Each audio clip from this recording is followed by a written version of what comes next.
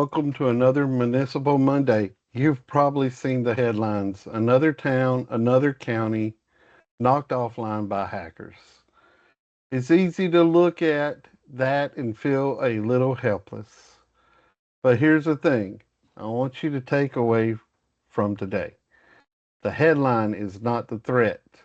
Let me explain what I mean. Just this past week, a small city out west, fewer than 30,000 people, had its city hall shut down for days by an attacker on its computers.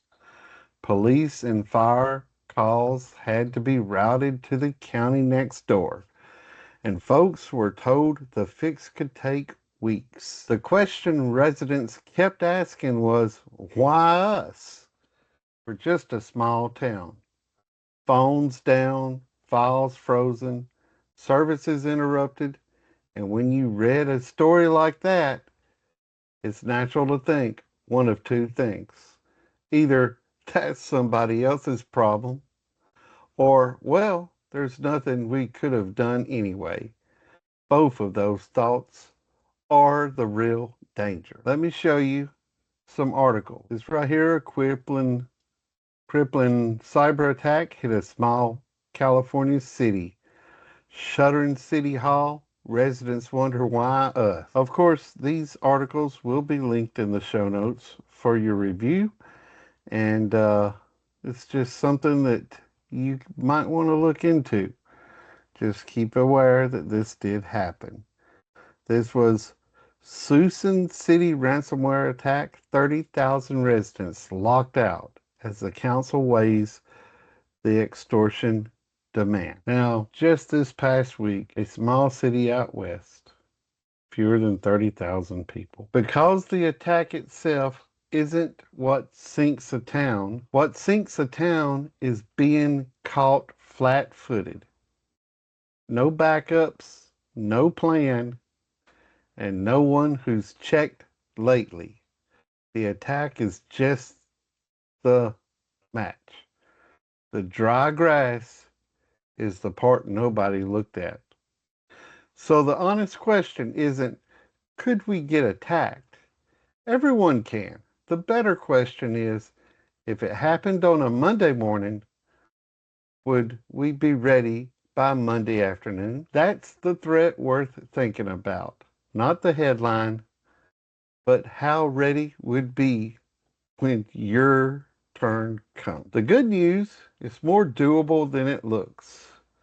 Now, here's the part that doesn't make the headlines, and it should. Getting ready is far more doable than most people think. The truth is, most of these attacks get their start in simple ways.